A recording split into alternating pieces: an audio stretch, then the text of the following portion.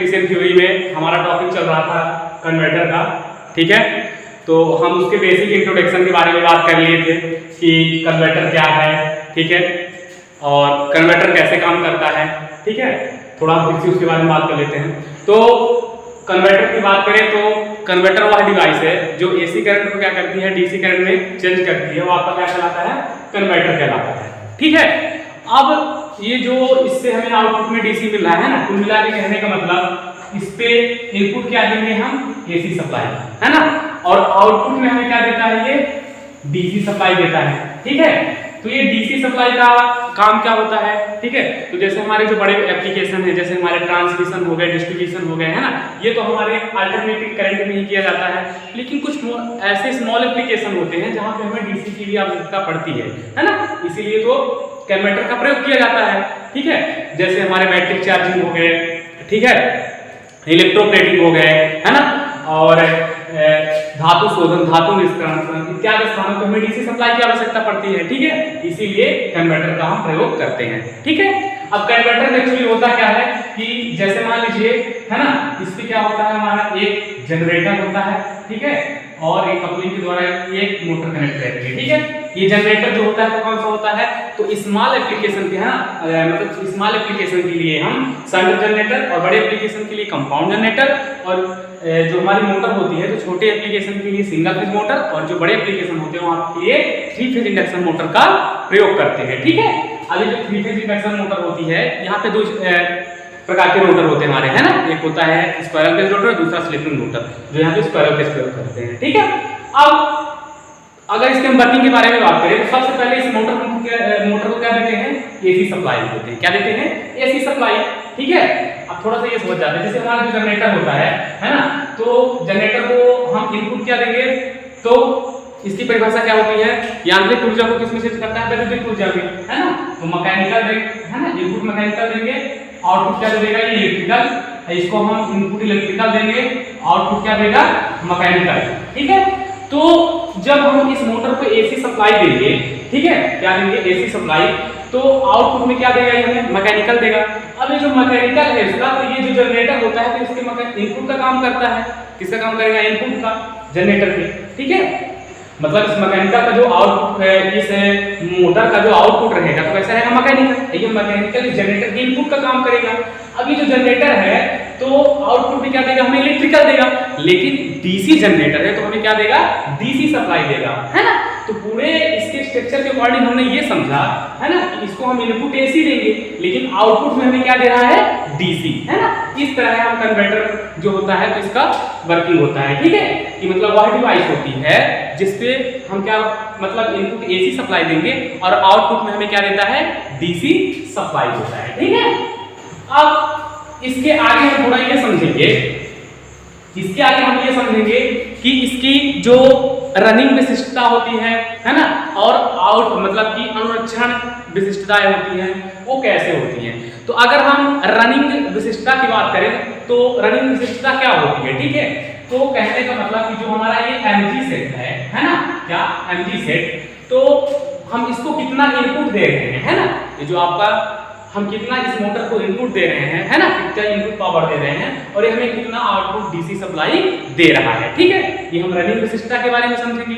और मेंटेनेंस मतलब अनुरक्षण विशिष्टता में हम क्या समझेंगे कि ये जो हमारा एमजी सेट है तो इसको कितना टेम्परेचर दिया जा रहा है, और यहाँ पे कितने लुब्रिकेंट की जरूरत पड़ती है ना, ये सब टोटल डिटेल्स के बारे में हम समझेंगे, है ना। यहाँ से हमारे क्वेश्चन भी आते हैं एग्जाम में, ठीक है। तो सबसे पहले हम इसका समझेंगे रनिंग विवरण।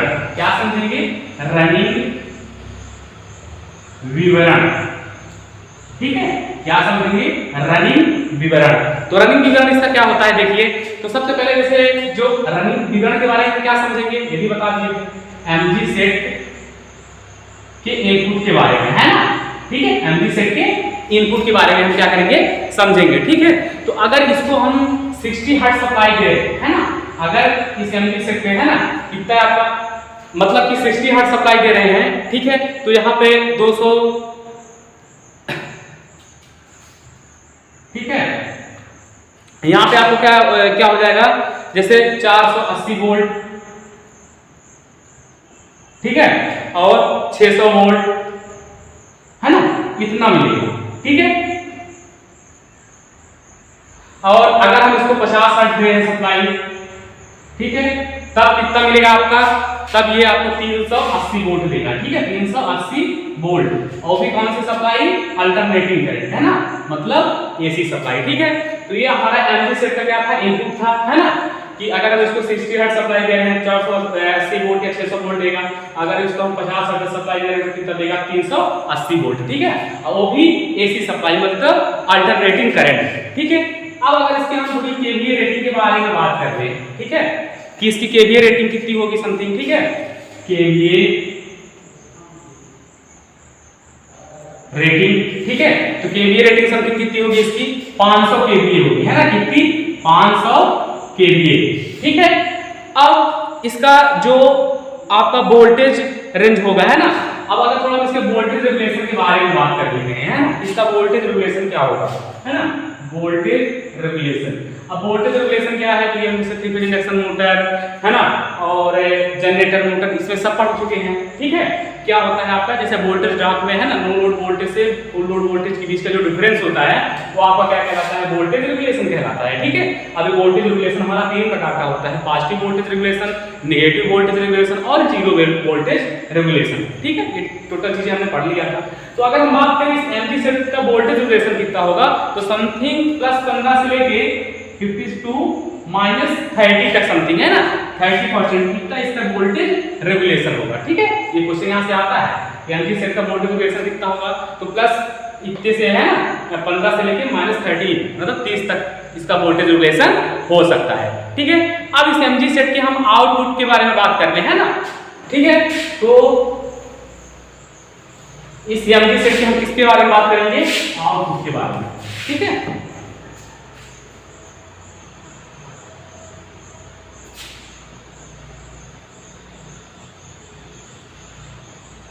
ठीक है, एमजी सेट के आउटपुट पे अगर हम बात करें तो ये जो एमजी सेट का आउटपुट होगा, ठीक है, तो इस पे हमें जो आउटपुट मिलेगा समथिंग, है ना, तो 220 वोल्ट डीसी सप्लाई मिलेगा, है ना, कितना मिलेगा समथिंग, 220 वोल्ट भी डीसी सप्लाई मिलेगा, है ना। ये क्वेश्चन भी आता है आपका यहाँ से, है ना, कि एमजी सेट में जो आउटपुट वोल्टेज कितना मिलेगा, तो 220 वोल्ट डीसी सप्लाई मिलेगी, ठीक है। अब वोल्टेज रेगुलेशन कितना होगा, तो वोल्टेज रेगुलेशन इसका 0.5% होगा, कितना होगा, 0.5%, ठीक है। अब इसके हम अनुरक्षण विवरण के बारे में बात कर लेते हैं, ठीक है, कि अनुरक्षण विवरण क्या होता है, अनुरक्षण विवरण, ठीक है। तो देखिए अनुरक्षण विवरण होता क्या है एक्चुअली पर, ठीक है। तो इसमें जैसे हम इसको कितना सप्लाई दे रहे हैं, 60 हर्ट्ज सप्लाई दे रहे हैं, कितना, 60 हर्ट्ज सप्लाई दे रहे हैं, ठीक है। अगर इसको हम 60 हर्ट्ज सप्लाई दे रहे हैं तो समथिंग 1800 आरपीएम पे घूमेगा, है ना। अगर हम इसको कितने हर्ट्ज दे रहे हैं, 50 हर्ट्ज सप्लाई दे रहे हैं, 50 हर्ट्ज सप्लाई दे रहे हैं, समथिंग 1200 आरपीएम पे घूमेगा, है ना, कितने आरपीएम पे, 1200 आरपीएम पे, ठीक है। अब यहाँ से हम पोलों की संख्या भी निकाल सकते हैं, ठीक है। देखिए मतलब अगर आप अनुरक्षण विवरण में अगर हम 60 हर्ट्ज जिसको सप्लाई दे रहे हैं, ठीक है, तो 1800 आरपीएम पे घूमेगा, अगर 50 हर्ट्ज सप्लाई दे रहे हैं तो 1200 आरपीएम पे।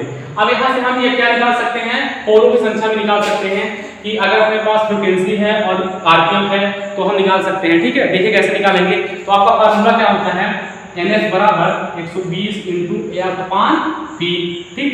अब यहाँ पे स्पीड कितना दिया है, 1800 आरपीएम दिया है, 1800, है ना, इसका निकाल लेते हैं, जैसे 1200 दिया है, ठीक, बराबर 120 × फ्रीक्वेंसी कितनी है आपका, 50 हर्ट्ज है, ठीक है, बटे पोलों की संख्या तो अपने को निकालना ही है ना, इसके बटे अपने करते हैं, इसका इधर होगा, इसका इधर होगा, इसका इधर करेंगे तो कितना आ जाएगा आपका 1200 P बराबर, इसका इधर करेंगे 120 × 50, ठीक है।